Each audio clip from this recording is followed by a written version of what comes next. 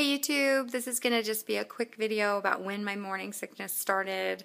Rocking my gym gear today, and I'm starting to realize I'm gonna need some clothes that aren't as tight. Number one, my boobs are huge, and number two, my belly's huge. This is number 5 for me, so I'm actually showing pretty fast.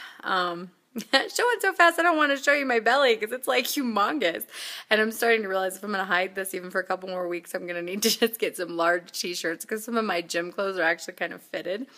Anyway, when did morning sickness start for me? This is something, the only reason I'm doing this video is it is something that I actually Googled and looked up on YouTube myself, and it always seemed like I found somebody who's like, oh, I started morning sickness at 4 weeks, I started morning sickness at 5 weeks.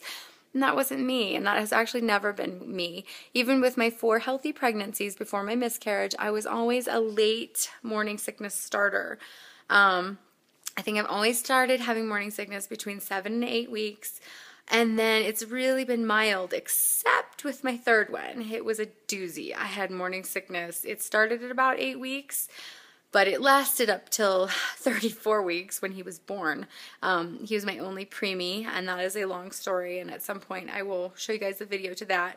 My 3rd child has a heart defect, a pretty serious one, and I actually did a video on that. So I will, at some point, I will see if I can put that video up on this channel. Anyway, the whole point with the morning sickness, and I have a little bit right now, so you'll have to excuse my breathlessness and my gulping. Anyway, yeah, so back on track. I always usually I've started my morning sickness, between 7 and 8 weeks, and, I never really focused on it until I had my miscarriage, and I know I'm slowly but surely, I'm trying to recover from my fear. But then after I had my miscarriage, I found myself really focusing, and I just thought I'd put that out there in case anybody else is thinking, oh my gosh, should I have morning sickness by now? Shouldn't I have it? Shouldn't I have it by now? So for me, 7.5 to 8 weeks is when I normally get it.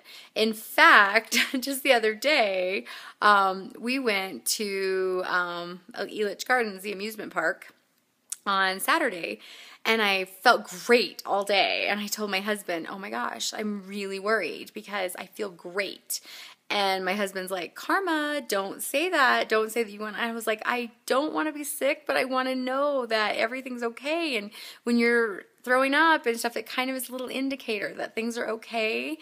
I know there are times when it's not, but you know, I feel like it is. So anyway, we got home from Elitch Gardens, and of course I was exhausted, and we went to bed really early. The kids were exhausted. We all went to bed really early, and I woke up at 3 a.m. and like threw up, and then I was like, okay, maybe my husband was right, karma.